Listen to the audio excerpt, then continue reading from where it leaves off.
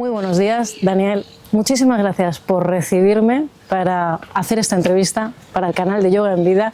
Creo que este encuentro, personalmente, es muy importante, es esencial y creo que al resto de espectadores les podría interesar mucho tanto este tema como tu persona explicándonos realmente todo esto.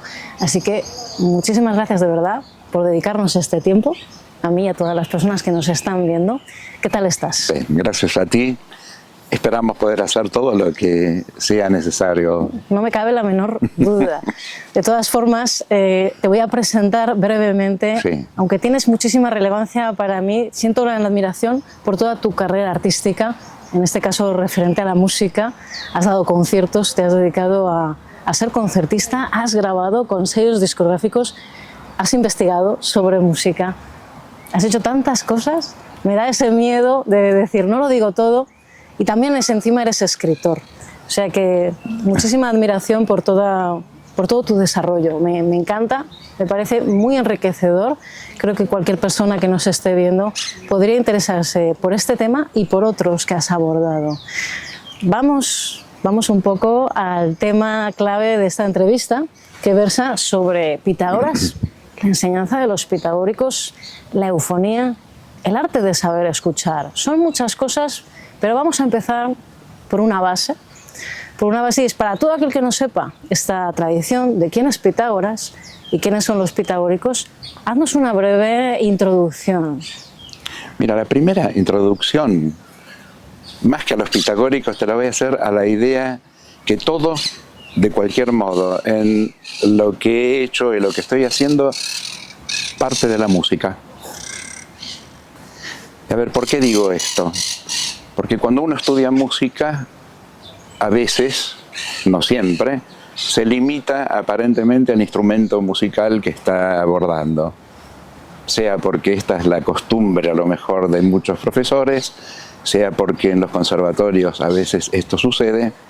Entonces, quiero partir de una cosa, y es una cosa a lo mejor muy simple. Cuando empecé a estudiar música, en la teoría de la música siempre se decía que la música había comenzado en Occidente, en Grecia. Después de lo cual no se decía nada más que eso. Es insuficiente, evidentemente, eso. Claro, suficiente, pero no se profundizaba en la teoría.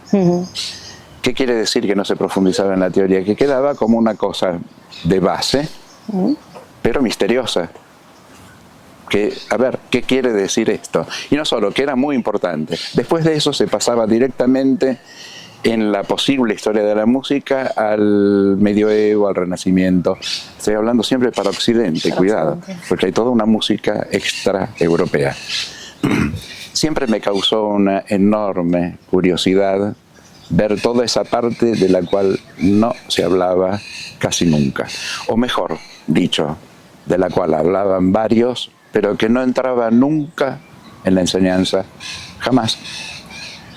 Todos mis amigos músicos no se interesaban a lo mejor mucho de eso, y lógicamente cuando empecé a interesarme me dijeron si me interesaba la música, entendiendo por música solamente ejecutar en el piano. Claro. Ahora, ¿qué quiere decir esto? Que cuando comencé a profundizar un poco qué sucedía en Grecia, apareció lógicamente no solo la única figura, la primera que apareció fue Platón. Ajá, sí, por supuesto. Sí.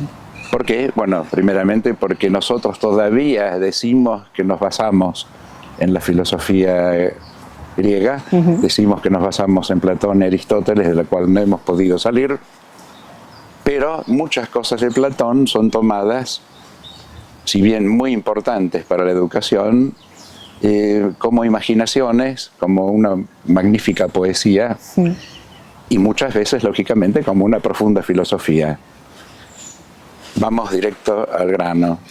Él decía que la música era la cosa importante para la educación, y la gimnasia. Y la gimnasia, vaya, ¿eh? ¿Qué música? ¿Y qué gimnasia? ¿Qué gimnasia? Claro. Y ahí, de nuevo, algo que empezaba a ser un misterio en la investigación. Música, algunos decían de las musas, otros problema. ¿Por qué digo otro problema? Porque, ¿qué quería decir eso con el sonido? ¿Qué relación había de eso con el sonido? Todo esto que estamos diciendo en pocas palabras, lógicamente llevó muchos años, pero más años, ¿sabes qué? De poner piezas juntas, que estaban, a mi entender, o que no había hallado que estuvieran puestas unidas. Para entender, hablo para entender, y no solo para entender, sino también para hacer experiencia. Porque otra de las cosas que me llamaba mucho la atención era por qué se decía, y Platón mismo, que después se refirió a Pitágoras, anteriormente, lógicamente, que él podía escuchar la música de las esferas. ¿Qué esferas? Otra cosa que al oyente le puede resultar un poco extraño, que como que la música de las esferas, ¿esto qué es, no? Claro, aparte, el hecho de música de las esferas, sí, la música del universo, la música de los planetas, magnífico. Pero todo esto puesto junto, ¿qué tenía que ver directamente con nuestra vida? Con nuestro momento común, no digo actual, con el momento incluso de esa época. Bueno, muchas preguntas, lógicamente, que después empezaron a tomar algún tipo de forma y de respuesta. ¿Pero por qué? Había un punto que sí, es el primordial, cuando algunos decían una palabra que no es terrible, pero que es etos. Etos. Y decían el etos de las escalas musicales. Otro problema enorme. El etos quiere decir el sentido y el efecto de las escalas musicales, de las cuales yo decía, bueno, si todos me hablan de un modo mayor, de un modo menor, etcétera, como el mayor la alegre, el menor triste. Pero estos señores sabían mucho más sobre todo esto, que no era solo estoy triste y estoy alegre, sino el efecto, y a eso vamos, del sonido sobre el ser humano. Entonces es crucial el acercamiento que desde muy jovencito tienes con la música, pero sobre todo esa curiosidad de, en realidad, ir más allá y de toparnos con esta sabiduría perenne que probablemente encarnen los pitagóricos o Pitágoras mismo, incluso mucho antes que ellos, como he podido leer en tu libro Pitágoras y la eufonía, que esto realmente está muy relacionado con el individuo, la música, la escucha, la matemática, todo esto a lo que estamos haciendo alusión y a lo que vamos a tratar a lo largo de esta entrevista de poner los conectores para que podamos comprenderlo bien. Sí, termina siendo muy comprensible. ¿Por qué? En tanto, Pitágoras estudia en India. Estudia. Nosotros cuando decimos estudia, también hay algunas palabras que no siempre puedes usar. Digamos que se instruye en India, se instruye en Egipto, pero trae muchas cosas de India que después, con un estilo lógicamente propio, desarrolla fundamentalmente en Italia. No en Grecia, sino en Italia, en esa especie de núcleo muy interesante que da origen a muchas cosas. Pero dejemos de lado el problema geográfico. Este asunto de la influencia del sonido, no solo sobre el ser humano, sino sobre toda la naturaleza, es lo que evidentemente inspira a Pitágoras a poder, incluso en su escuela, en su grupo, en su núcleo, a crear ciertos ritmos que siempre inician con la música, inician con un canto, inician con un himno, inician con un movimiento. Antes de acostarse, antes de dormir, también la misma cosa. Y fundamentalmente una de las cosas que él pregona es que aquello que sus alumnos o discípulos no podían oír o escuchar, él lo podía transmitir a través de esa enseñanza. Digamos que la época en la que se desarrolla toda esta filosofía, en la que se desarrolla y vive Pitágoras, coincide casualmente o causalmente con la de otros, con la de otros quizás sabios, ¿no?, del mismo tiempo, que quizá no dicen lo de Pitágoras exactamente, pero que hay una serie de sabidurías perennes en esa época que son importantísimas para el individuo en términos de integración. Entonces, ¿cuál es la época de Pitágoras para situarle al espectador? 600 antes de Cristo. ¿Y cuáles son esos personajes, digamos, que constelan ese momento histórico? Mira, hay un personaje que nada tiene que ver aparentemente, pero es Confucio. Confucio. Pero Confucio, ¿qué pasaba con Confucio? Y no nos estamos yendo del tema.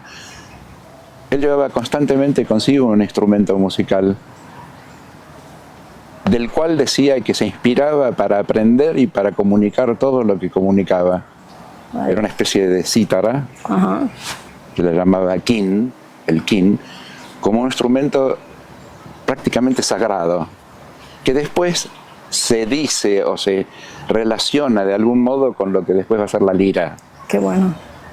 No es igual, pero es un instrumento con un simbolismo completo, que lo llevaba porque era, según la parte histórica, el instrumento de los literatos y de los poetas, pero era realmente el instrumento de los filósofos. Y Confucio, sobre la música, dice cosas casi idénticas a las de Pitágoras. Casi idénticas. Es increíble. En otro modo, aparentemente con otra teoría, pero se ve que conocían exactamente la constitución del sonido. ¿Qué era el sonido? No las escalas. Primero, no solo de dónde surge el sonido, sino que somos sonido. Somos sonido. Ese es el punto central. Podemos ser también ruido. Sí, claro. Pero quiero decir sonido en el sentido que estamos constantemente emitiendo vibraciones. El habla, no hablemos, es sonido. No necesitamos ser músicos. Ya estamos musicando con la palabra. Pero también estamos musicando con algo que no se escucha, y eso es lo que también Qué bonito enseñaba Pitágoras. Esto es precioso. O sea, hay una parte que para escucharla debes hacer un poco más de esfuerzo, que es inaudible. Inaudible. Pero que no quiere decir que no puedes escuchar. Y ahí es donde, a lo mejor para cerrarte esta pequeña cosa, marca una diferencia entre el oír y el escuchar. Esto abordaremos luego un poco más tarde, la diferencia entre oír y escuchar, que me parece muy buena, muy esencial. Pero vamos a una pregunta que para mí es muy importante, para mí, pero también para cualquier persona que nos escuche, y es: ¿por qué debería resultar interesante, esencial para una persona de hoy día interesarse por las enseñanzas de la escuela pitagórica? Es muy simple. Todos los problemas que tenemos hoy, a mi entender, no sé si es una opinión demasiado personal, pero donde veo una problemática constante es que no nos escuchamos. Ni a nosotros mismos ni a los demás. No. No suficientemente, porque podría ser demasiado decir no nos escuchamos, pero no suficientemente. O nos agotamos, o sí, nos oímos, pero escuchar comienza a ser algo completamente distinto. Y entiendo que es lo que escasea, lo que falta. Hay mucho que falta. Basta simplemente ver qué es lo que sucede en el mundo para darse cuenta que los conflictos podrían ser resueltos con el escuchar. No todos los conflictos, entiendo que hay algunos que son tan terribles, pero también el escuchar entra ahí. O sea, el escuchar entra desde el gran conflicto hasta la cosa pequeña de poder escuchar a sí mismo. O sea, necesaria. Mira, es una enseñanza, creo, tan perenne que cuando nosotros vemos la historia, te lo digo muy claramente, hay alguien que dice, creo que era Huxley, que decía algo así como: la mayor enseñanza de la historia es que no hemos aprendido nada de la historia. ¿En qué sentido? Repetimos ciclos con las mismas características. O sea, invadimos, conquistamos, poseemos, hacemos esclavos o no. Es siempre idéntico. Ahí donde ves una historia tiene la misma característica. Y no hemos superado esos paradigmas del todo. No han sido superados. Tú dices, bueno, pero la clave que es escuchar. Y mira, si en un lugar donde se tratan cosas muy importantes, se deciden destinos de la humanidad, no se escucha. Porque escuchar también es aprender. Si estoy escuchando, aprendo. Si no estoy escuchando, no aprendo nada. Y hay toda una gradación. Porque uno dice escuchar y tienes una gradación que va, es un músculo que se va, así como hay gente que hace gimnasia hay también una gimnasia que no es, bueno, escucho, desde hoy escucho. No, eso no termina. Y un detalle, porque también hay que dar este detalle. ¿Hay alguna materia que diga en la escuela, en las universidades, escucha? Nada, ¿qué va? Claro. Escribo, leo, mismo me enseñan a hablar, escuchar no. Y quisiera saber cuál es el motivo, ¿por qué no? Se dice que porque nosotros, como ya nacimos con oídos, ya está, eso ya está. No es verdad. Bueno, pues continuando con estas enseñanzas que vienen de una tradición de sabiduría perenne como es la escuela pitagórica, por tu libro sé, y en realidad también por haberlos estudiado y haberme interesado por ellos, que en la escuela pitagórica se le concedía una especial importancia a la educación. No como la entendemos hoy en día, ciertamente, pero sí que es verdad que hilando con lo que estábamos hablando, la pieza fundamental de esa educación podríamos decir que era precisamente la escucha. Si lo ves bien, el diálogo, los diálogos platónicos, son fuentes solamente de escucha entre Sócrates y los que él está dialogando. Era el que dialogaba en las plazas, en los lugares, buscando simplemente de entender, porque él, según él, no sabía nada, lógicamente. Incluso dicen algunos que no sabían ni leer ni escribir. Sócrates, no importa. Pero la escucha era fundamental. ¿En qué sentido? Él lo pone como ejemplo, porque en algún momento, no estamos yendo de Pitágoras, simplemente estoy diciendo que termina siendo un ejemplo de por qué Platón abraza la escuela pitagórica. Y está inmersa en su filosofía. Cuando él crea la academia es prácticamente una especie de continuación de la escuela pitagórica. Bien, y claro, en la educación hay un detalle no indiferente, que es la así llamada mayéutica. ¿Y qué decimos? ¿Qué quiere decir mayéutica? Simplemente es el hacer parir,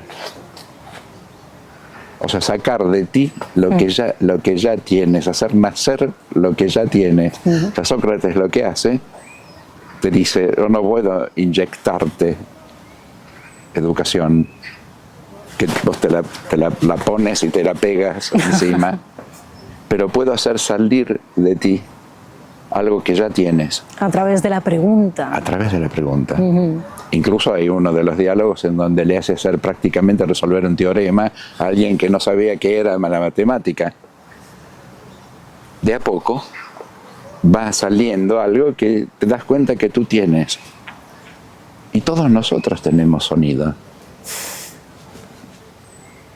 O sea, no hay ninguno, porque me hacen reír muchas veces, tú no tienes oído, no sabes para la música, no puedes. Ahí está, esa afirmación es tremendamente mala. Y frustrante. Y frustrante porque no es real. No es real. Pero todos tenemos sonido, partimos del sonido. No sabemos muchas veces cómo expresarnos, porque la palabra termina siendo también una especie de cosa que se utiliza por cualquier modo. Si cuidáramos más la palabra, empezaríamos a escucharnos. Completamente, así es. ¿Ves? Podemos a lo mejor decir cualquier cosa y no importa. El tipo de educación entonces que parte ya de la escuela pitagórica es fundamentalmente se dice que con un primer periodo de silencio. Maravilloso, eso me encantó, yo no lo sabía, ¿eh? Lo he leído y me encantó. Ahora, Cuidado, no de un silencio, no puedes hablar, no puedes esto. No, es para escuchar. Tú escuchas solamente cuando tú haces silencio. Si todo se reagrupa y se acumula, no se escucha. La idea del silencio no es solamente entonces una especie de, a ver cómo decir, de castigo. Es sí una prueba, pero no hables, porque uno está pensando. Claro, a eso me voy a referir yo ahora. Que estaríamos hablando de tanto silencio externo como de silencio de la mente para poder recibir lo que uno ha de realmente escuchar sin intervenir con algún juicio. Exacto. Bueno, ahí es un punto casi esencial de partida, pero no es hacer silencio del callar.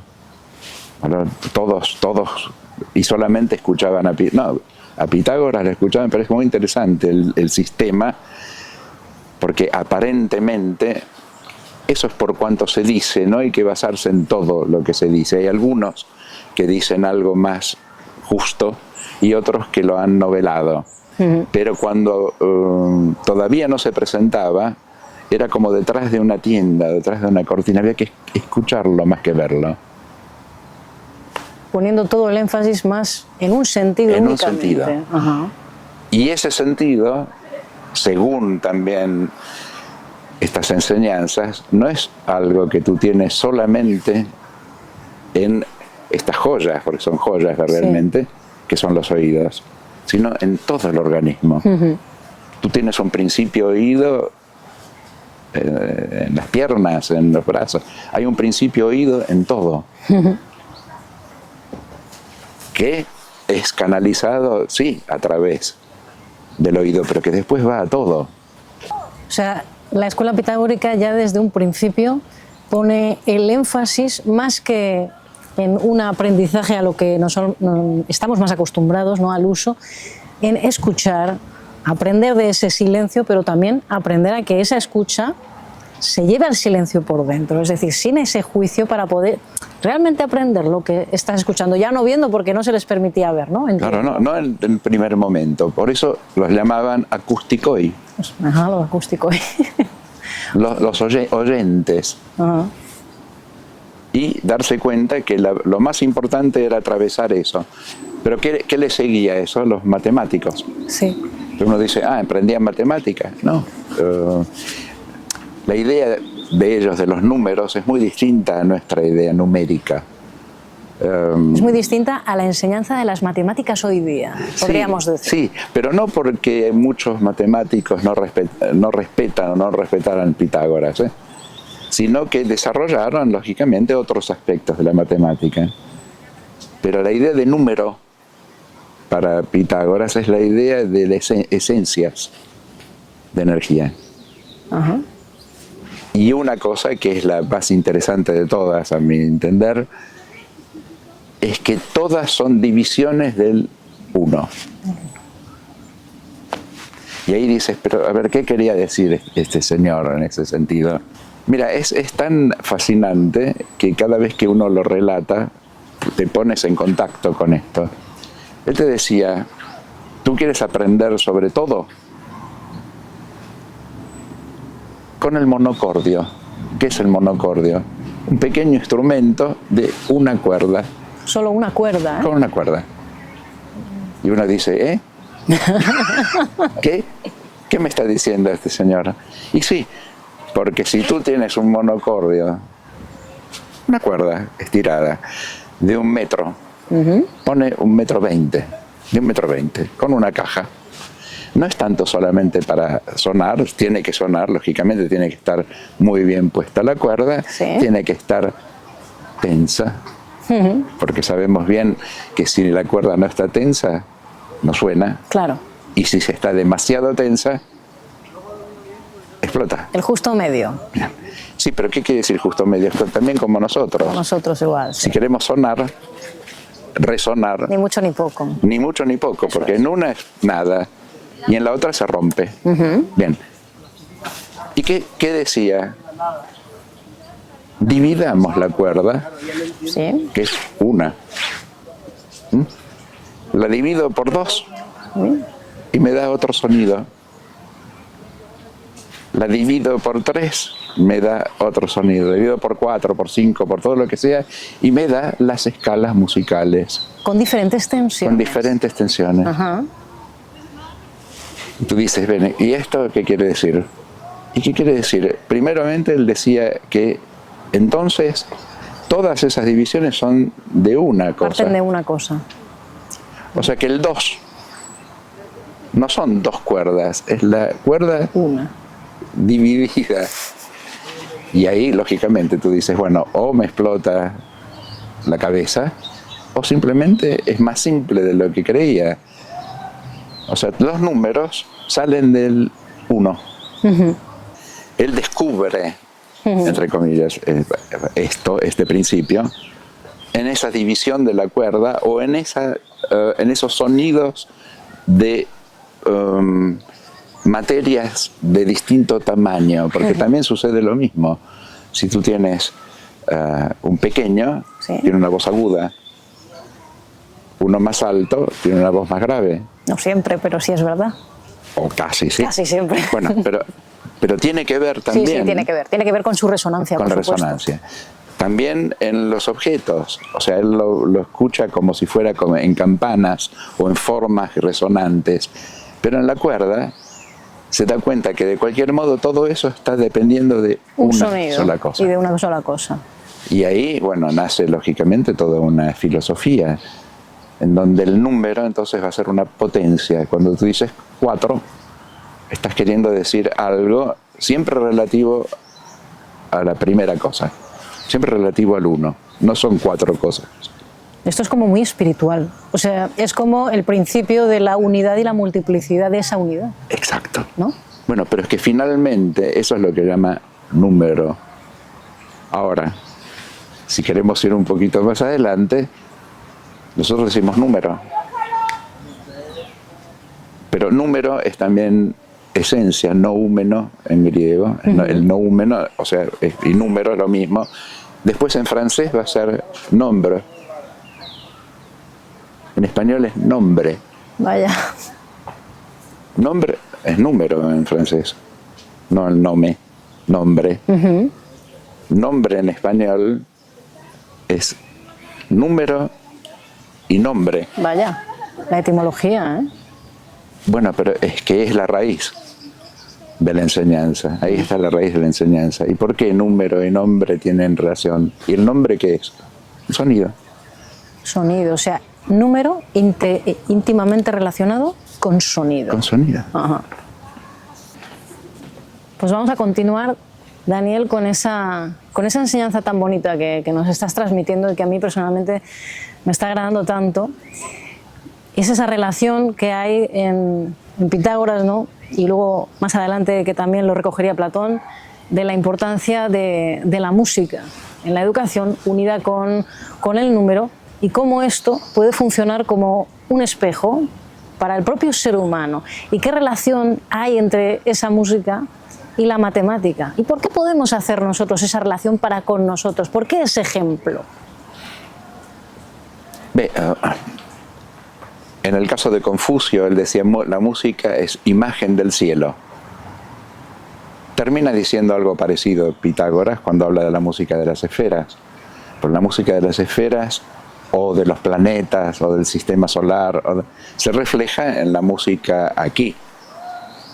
Y en los músicos, en cómo se han inspirado también. Ay. Y no solo, en el nacimiento de los instrumentos musicales, porque cuando vamos un poco en profundidad decimos, ¿cómo nacieron los instrumentos musicales? Sí, bueno, algunos nos dicen, los primeros eran de huesos, que hacían orificios y las primeras flautas. Sí, está bien todo eso, pero después cuando ves la lira, cuando ves el quin, cuando ves la flauta, verdaderamente la flauta con los orificios, dices, me parece demasiado perfectos estos instrumentos antiguos. O sea, pareciera como que nacieron ya hechos, no sé cómo definirlo, pero ya perfeccionados.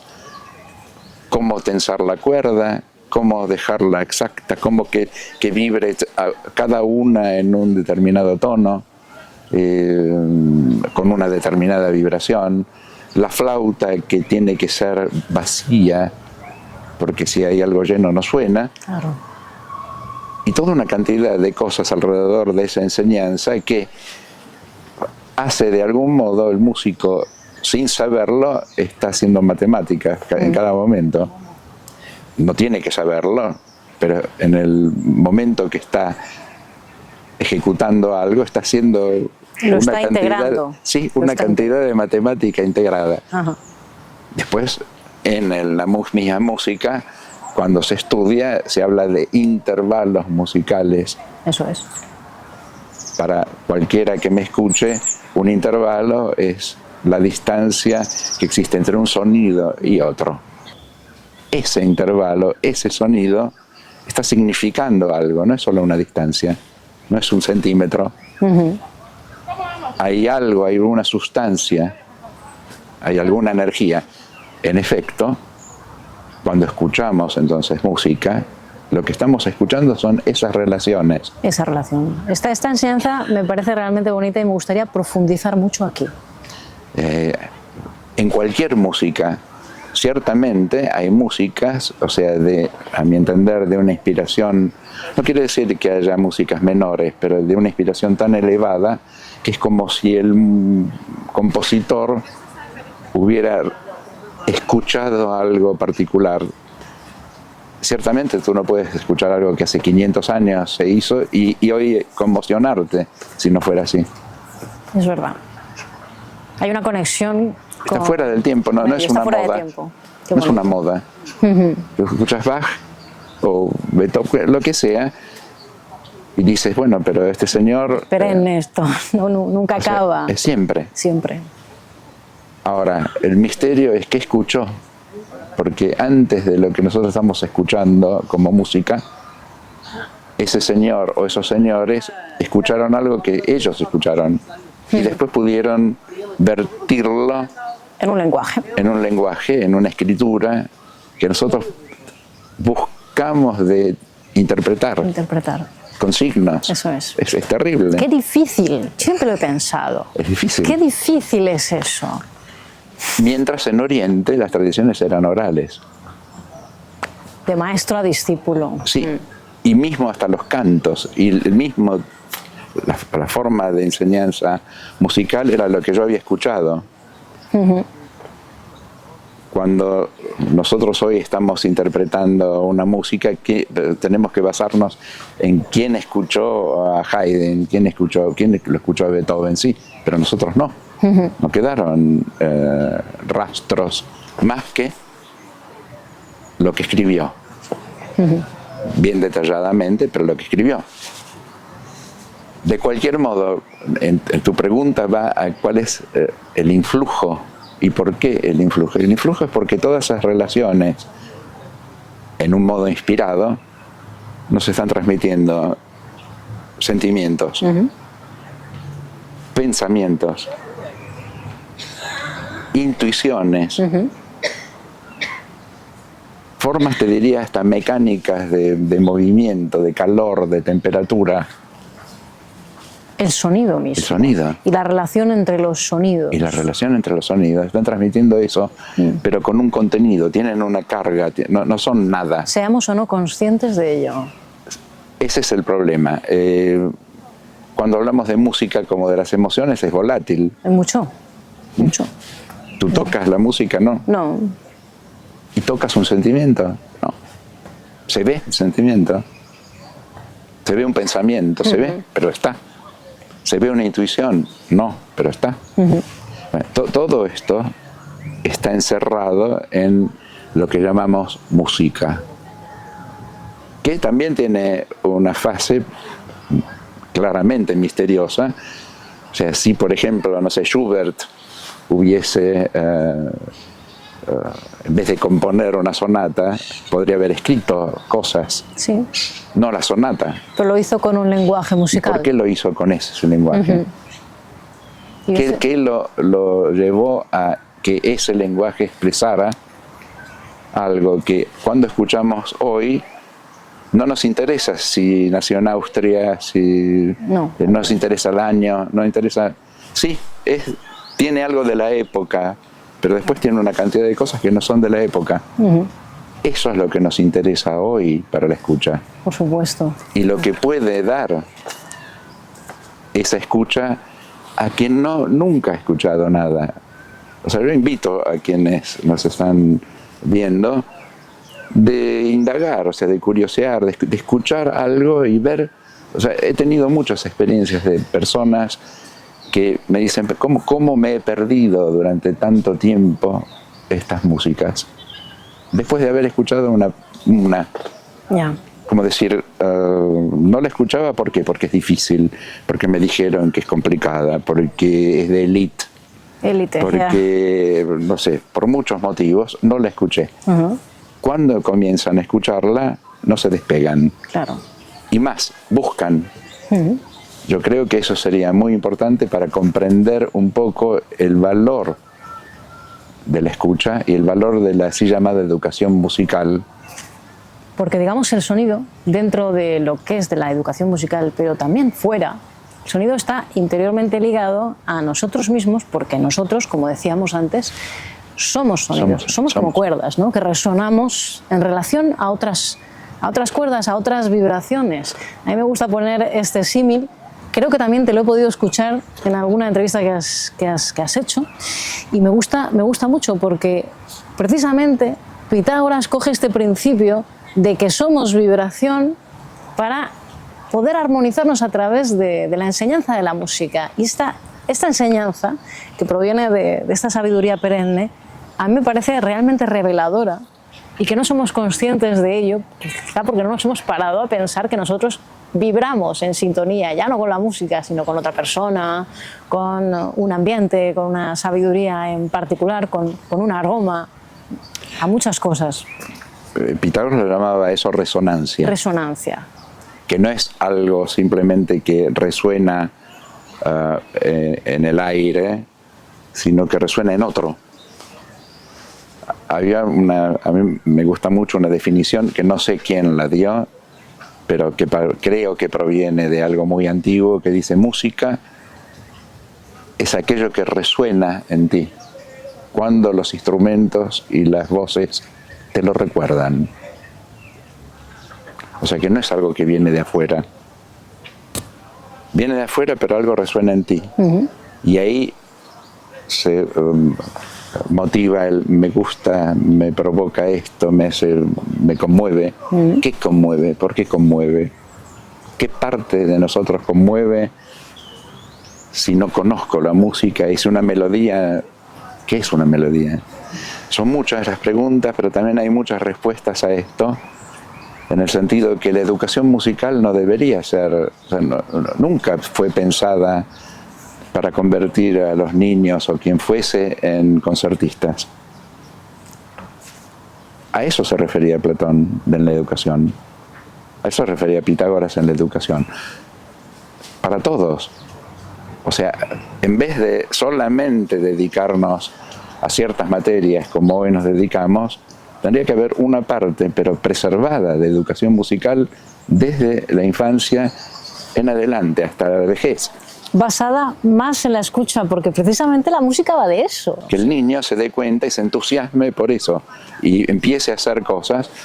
Hubo grandes educadores musicales que la pensaban de este modo.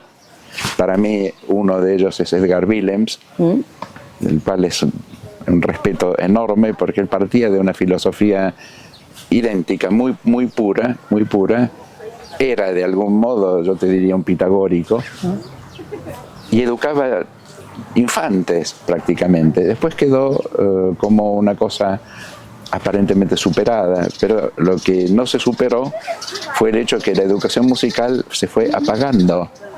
O sea, siempre encuentras menos y menos. Pero porque se vacía de contenido.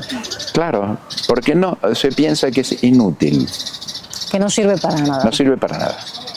O sirve para poco. Mientras hay otras cosas que sirven.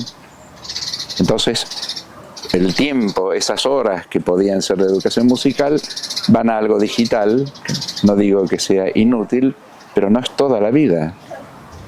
diciendo, ¿para qué vas a educar musicalmente? En efecto, hay muchas materias que se han eliminado de educación musical en vez de agregarse en el mundo. Sí. Y te preguntas, ¿pero por qué? Por la misma razón, no se da importancia. Yo creo que es porque hemos dejado de tener ese vínculo, ese vínculo realmente profundo con la esencia de las cosas, no solamente con, bueno, yo hago música porque sirve para esto, ¿no? Es que si nos basamos en eso, al final, la gente al final no aprenderá música, pero no me refiero como tradicionalmente se está enseñando hoy en día, ¿no? O como se está enseñando ahora, que es para ser un experto de tu instrumento y poco más. Se supone de desarrollar en ti una sensibilidad que precisamente lo que estás comentando te predisponga a una escucha profunda, atenta, realmente que consiga centrarte en esa cosa que estás escuchando, sea una persona, en un discurso, sea una melodía, sea una sinfonía, sea lo que sea, ¿no? Por eso la música puede enseñarnos cosas que después tienen que ver con nuestra vida psicológica y de relación. Entonces, todo lo que tiene que ver con las relaciones humanas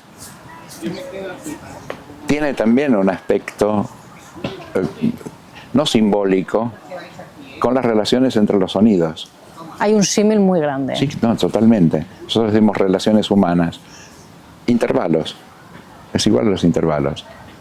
Dices, bueno, pero puede haber un intervalo de cuarta, de que no es el número, es la relación, cómo se establece una relación. Y la resonancia. Y la resonancia o no. Aparece. Porque tú puedes emitir y no encontrar resonancia, puedes emitir y encontrar alguna resonancia. Cuando sucede la cosa más interesante, cuando ambos resuenan al mismo tiempo. Se potencia, pero de un modo que nada tiene que ver, incluso físicamente. Hay una cosa que es siempre muy útil hacer, y para los que escuchan, saber que hay cuerdas que vibran por así llamada simpatía, la llaman físicamente, pero simpatía... Sí, simpáticamente. Son los armónicos, exacto, ¿no? Pero ¿qué quiere decir? Una está vibrando y esta no. Esta vibra y esta hace vibrar la otra. Por simpatía. Por simpatía. Eso es muy bueno. Ahora, también hay otro punto. Si las dos vibran al mismo tiempo, ¿qué pasa? Pasa algo distinto. Sí. No es igual. Una vibra por simpatía y resuena. Si las dos vibran, se crea algo mayor. Se crea una armonía. Se crea una armonía. Un tipo de armonía, digamos. ¿Y todos buscamos armonía o no? Totalmente, claro. Siempre decimos, sí, bueno, el fin del hombre es buscar, la mujer, lógicamente, buscar la armonía, la felicidad. ¿Y qué es la armonía? Si no, también algo que tiene que ver con el sonido. ¿Así también lo entendía Pitágoras? Sí. Sí. Y sí. El hecho de sonidos, por ejemplo, que forman acordes. Sí. Un acorde es cuando varios sonidos suenan simultáneamente, para quien no lo Exacto. sepa. ¿Y por qué llamamos acorde al acorde y acuerdo a los acuerdos? O sea, usamos palabras, y es muy interesante esto, que tienen que ver directamente con la música. Por ejemplo, este tono no me gusta de cómo me estás hablando. De verdad. Me parece que hay que buscar armonía. Perfecto, también es otro. Hay muchos acordes, acuerdo, que finalmente es lo mismo, cuando tenemos que concertar un acuerdo. Todos términos musicales. Y tienen que ver con la psicología. Esto también lo sabía Pitágoras y utilizaba precisamente la música para esto. Utilizaba la música para curar, utilizaba la música para cambiar el ánimo. Utilizaba la música, cuando digo para cambiar el ánimo, si había, por ejemplo, algún conflicto, alguna pelea, algún tipo de cosa que no fuera consonante con lo que sucedía, con un canto podía hacerlo. Una de las cosas que se comenta sobre él es que hablaba con los animales, conocía el lenguaje de los animales. Habla con un oso, por ejemplo, le transmite cosas. O sea, conoce el lenguaje, no solamente humano, sino el sonido, Otros con lenguajes. el comunicar con otros, pero siempre dentro de la naturaleza, ¿no? Sí, sí, sí. O sea, ¿qué es lo que nos está diciendo eso? Que conoce leyes de la vibración El poder que tiene la música, ¿no? El del sonido. Y la música prácticamente como base. A mí esto me recuerda mucho, que también, por cierto, lo citas en el libro, a ese mito de Orfeo. Es que esto aparece en la tradición mitológica, ¿no?, de Grecia. Directamente. Totalmente. Totalmente. O sea, digamos que esto quizá que Pitágoras lo desarrolla, ¿no?, de una manera a nivel en su escuela, la escuela pitagórica, pero en realidad ya estaba esta creencia, ya estaba Órfica. quizá esta forma de pensar de que la música, este dicho, ¿no?, amansa a las fieras, tiene capacidades curativas. En los propios mitos, en el mito de Orfeo, aparece precisamente esto. Y anteriormente, en este caso. El hecho de conocer el efecto, porque no todas las escalas podían producir el mismo tipo de efecto, pero no era la escala sola, sino también quién la emitía, quién la cantaba. Esto también era importante.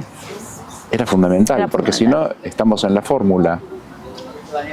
No eran solamente una fórmula, sino una fórmula relacionada a quién lo hacía.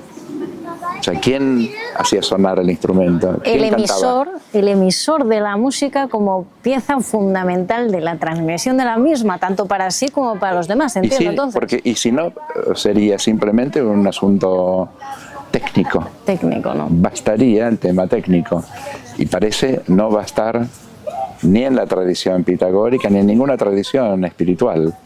Hablaríamos entonces un poco de que quien hace la música debería estar más vacío de su propio ego para poder transmitir, para ser un canal. Bueno, esa es mi concepción realmente del músico grande. Mira, hay para mí un ejemplo No sé si me equivoco. del siglo pasado, que era el gran pianista Claudio Rau. Hombre. Y cuando le preguntaban, que aparte que evidentemente todo lo espiritual lo tenía muy presente, cuáles eran las características necesarias para un músico, y decía 3 fundamentales: no ego, No ego. la segunda no ego, y la tercera no ego. Qué maravilla, ¿eh? Soy muy seguidora de Arrau. Soy muy seguidora de Arrau. Es maravilloso, no solo la interpretación, sino porque dentro de su interpretación respira con la música, vibra con ella de una forma completamente distinta a la mayoría de músicos. Y hay como una devoción. Sí. Hay primero un respeto. Te lo ligo directamente con algo de Pitágoras. La primera cosa en la escuela pitagórica, y él lo decía, antes de empezar cualquier tipo de idea de la escuela, lo que había que hacer era un templo a la musa. Un respeto, ¿no? Templo a la musa. Del templo a la musa surgían todas las enseñanzas, pero sin el templo no. Tú dices, templo a la musa, que entonces una estatua, no es eso. Es una actitud de respeto, podríamos decir. De respeto, de dónde está viniendo lo que vas a hacer. Ajá. Sin eso, el efecto, o sea, sería una fórmula. Entonces quiere decir que si te dicen canta 4 notas, con eso curas. O sea, hablaríamos entonces de pura intención, propósito con ello. Gracias a haber escuchado. Ajá. Gracias a haber practicado tú. Gracias a haber... Que no quiere decir que llegas. Llegar no quiere decir nada al final. Es un camino evidentemente muy largo y profundo. Pero lo que vas haciendo quiere decir que transmites tu experiencia. Eso sí se transmite. Ajá. Después la puedes tomar o no, pero transmites algo que tú probaste. Si no, serían fórmulas. En efecto, no quedan esas fórmulas, porque no bastan. Es decir, estas 4 notas crean, no es verdad que las 4 notas crean, Claro. Las 4 notas crean con alguno que emite. Por eso cada interpretación musical, desde mi punto de vista y desde la escucha, es un mundo. Y por eso se distinguen mucho, por ejemplo, las interpretaciones de Arrau. Es que solo hay que escuchar un nocturno, cualquier cosa que le haya tocado, absolutamente cualquier cosa, y darte cuenta de la gran diferencia que hay. Es enorme. Es enorme. Es enorme. Y te digo que más lo escuchas, más es impresionante. Sí. En vez de, no, ya sé, no, es más, descubres más. Sí. Pero es como si él hubiera, como siempre, entiendo, debiera ser en la música, él deja parte de sí, él transmite parte de sí. Pero no pintando lo que está, él está siempre, o sea, se escucha Schubert, se escucha Mozart, Porque hay un estudio también. No de todo él, no ello, solo pero no él. Sí. Él realmente es un puente. Bien. Él es un puente entre esa tradición y el espectador que lo está escuchando. ¿Y pero qué debiera ser el intérprete más que eso? Un puente, pero es que para eso hace falta muchísima profundidad y creatividad. Para ser realmente transmisor de música hay que estar vacío. También. Lo de la caña, el símil de la flauta que hacíamos antes. Sí, si no, no suena. Eso es. Si no, no suena. Parece simple, evidentemente no lo es. Él en este caso creo que iba mucho a todo lo que fuera el budismo zen. Pero más allá de lo que practicase, lo importante era esta idea que esos compositores a los cuales él accedía, Sí. eran compositores que habían tenido una inspiración particular, que había que no tenerle temor, pero respetar. Pero también es entrar, o sea, es una mezcla entre respeto y también penetrar. Y entonces, eventualmente transmitir. En un sentido más profundo. Para mí la música integra muchos componentes para el ser humano, para todo lo demás, no, pero creo que no es una cosa que podamos definir de una manera.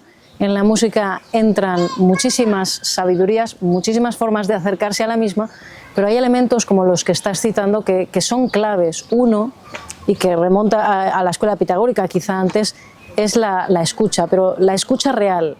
La escucha real sin aditivos, sino los aditivos de la mente.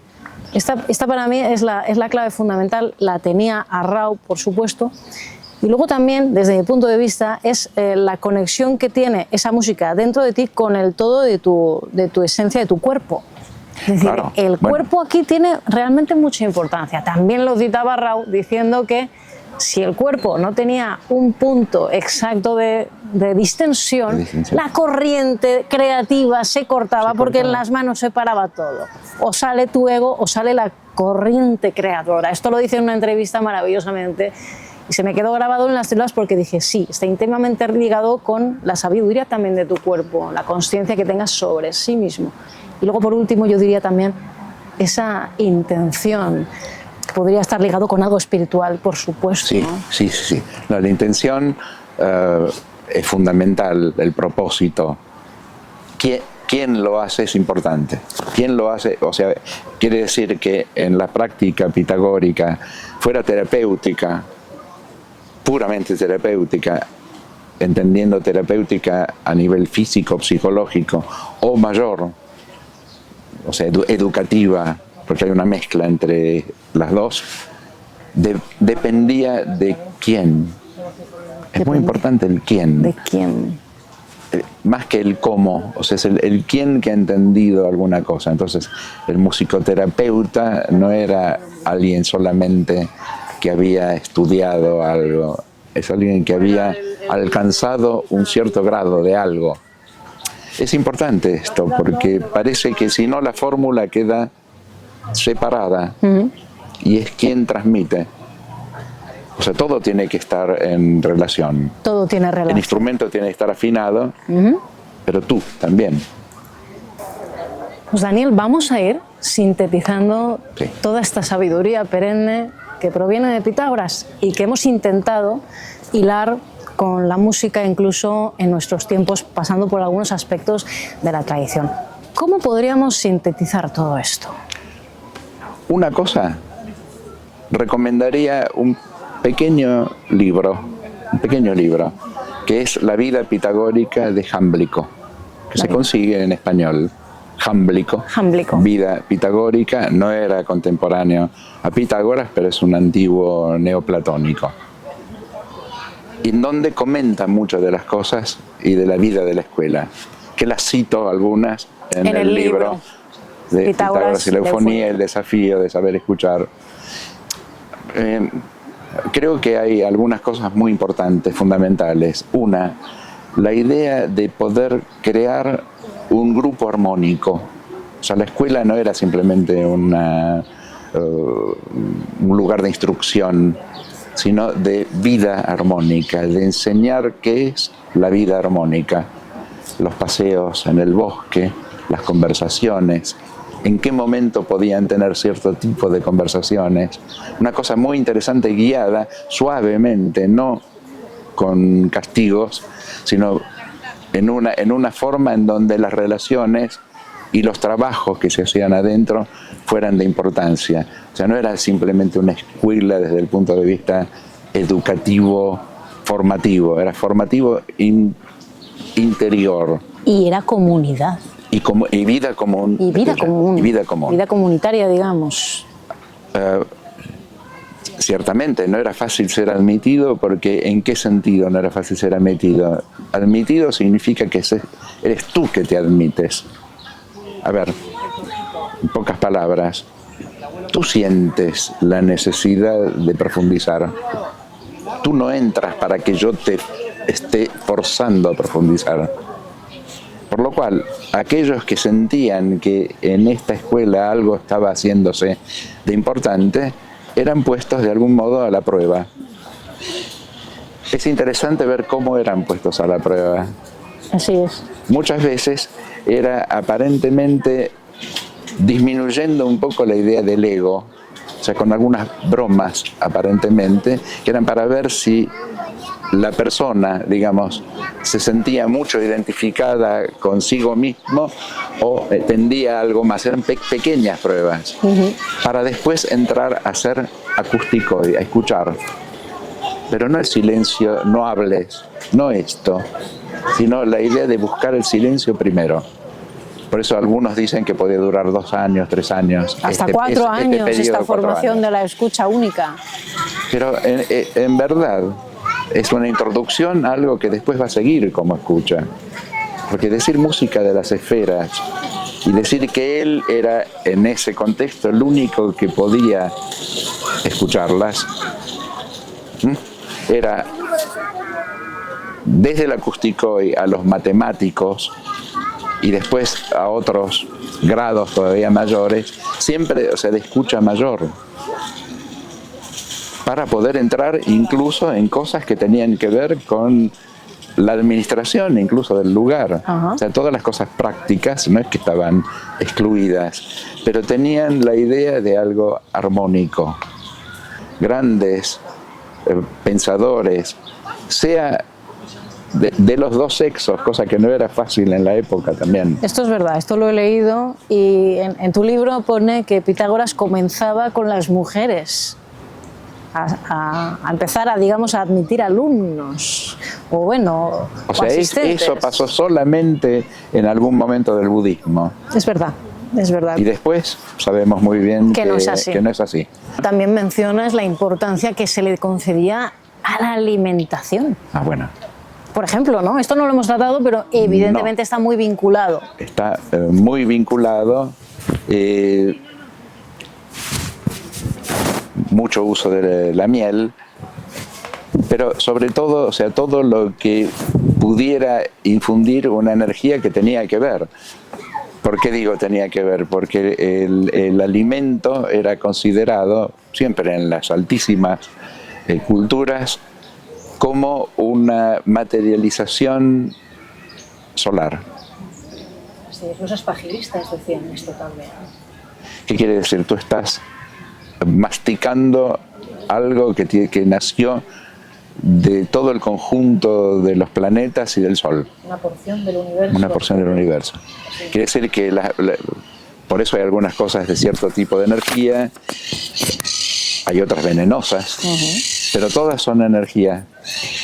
Entonces, elegir qué es lo que es necesario para tu organismo.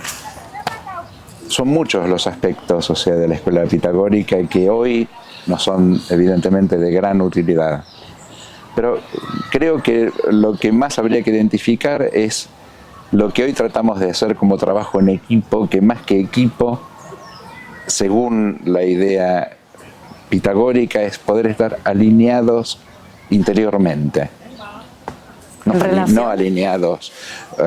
Ya te entiendo. En relación con uno y en relación con los demás. En relación con los demás. La misma idea que has citado antes del acorde, ¿no? El sonido primero es un sonido, luego el otro viene a juntarse, luego hacen un acorde y digamos que juntos hacen armonía. Claro, hacen armonía, pero es que es superior a lo que cada uno hace. Qué bonita esta idea de que en la conjunción puede haber una resonancia. No es una suma. Es una conjunción, ¿no? Entiendo yo. Pero se multiplica, se decuplica. Ya no es igual algo que hace cada uno. Claro. Mi ejemplo en este caso, en relación a eso, va a la orquesta. Todos quieren ser clarinete, todos quieren ser violín, no. Pero puedes coexistir en la orquesta. ¿Por qué? En la orquesta puede coexistir, en el mundo no. Todos se ponen de acuerdo en realidad, ¿eh? Bien, si pero, no, sería imposible. Y tocan la misma partitura, generalmente en el mismo momento. Es otro de los... Pero es un ejemplo muy interesante porque no es que cuando están haciendo violín y clarinete o como fuera, otros instrumentos, el violín no pierde su esencia de violín y el clarinete no pierde su esencia de clarinete, ni la flauta, pero unidos es otro timbre. ¿Y por qué? Yo creo que cuando unimos armónicamente nos hacemos grandes, profundos. Bien. ¿No? Digamos, de alguna manera bellos. ¿Pero qué quiere decir? Que ninguno de ellos pierde su identidad, no. Pero la expande. Y se refuerza de alguna manera. Expande y se refuerza. Y ahí crea algo que, bueno, decimos que qué belleza, ¿no? Qué belleza. Pero por algo, es por algún motivo. En las relaciones humanas, ¿crees que puede darse como el mismo símil, ¿no? Este sería un poco el mensaje. Podría darse. O sea, hay pruebas de que cuando eso sucede es posible. Y no necesitas que sean 500 que hagan lo mismo. Que sean 2, que sean 3, que sean 4, pero que la prueba, en efecto, en un cuarteto de cuerdas, se da mucho de esta idea. Se escuchan, están juntos, uno desaparece, el otro aparece. Es grandioso como enseñanza. Y al mismo tiempo quiere decir algo muy fuerte, que pueden coexistir, pueden hacer algo juntos, pueden crear algo, pero tienen que estar como dependiendo de un punto que no es ninguno de los 4. En perfecta relación. En perfecta relación. Quiere decir que es posible y que surge algo increíble. Claro. Tú dices, ¿cómo es posible? Solo es posible a través realmente de la escucha, y de una actitud concreta para ello. Porque no basta decir, ¿no? Tienes que aprender a escuchar. No, es que también hay una actitud que se deriva, muy específica. Sí, pero por eso, y parece una insistencia, depende de la música. Todo esto depende de la música. Nosotros como ritmo. Todo. En cuanto a posibilidad de aprenderlo y al mismo tiempo de practicarlo. Es la música la que te da la regla. La que te dice, sería mejor ahí. No aquí, sería mejor ahí. Entonces, si eso lo aplicas, ya está. Hay silencios en la música, también hay pausas. Necesarios. Hay respiros. Y todo eso es vida. Todo eso es una forma de expresarte la vida, el conjunto, cosas que suceden al mismo tiempo también. Uno mismo, y aquí coincidimos me parece, uno mismo es su propio instrumento. Bueno, ahí está. Somos instrumentos musicales. Por supuesto. Y hay una frase que en italiano quiere decir una determinada cosa, que es te lo digo en italiano y después lo traducimos porque no se puede traducir. Io sono, yo sono, para soy, io suono, que en el italiano antiguo eran la misma cosa. Vaya. Ser y sonido. Sonar. Ser y sonar.